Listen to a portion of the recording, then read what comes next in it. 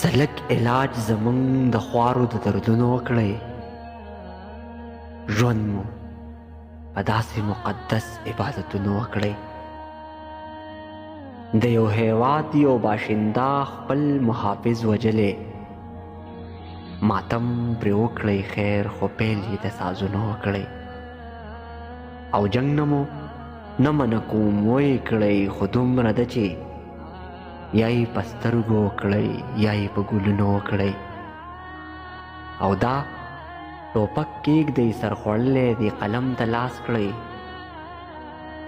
دا ټوپک کېږدئ سر خوړلی دی قلم ته لاس کړئ. بس مقابله د باچاخان په کتابونو وکړئ. هر یو سړی پکې د خپلې حصې بوټی نال کړئ.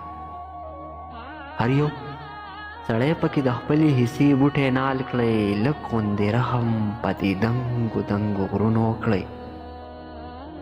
تاسو راپېښ شئ نو چې ځان درنه ورکوي او که نه.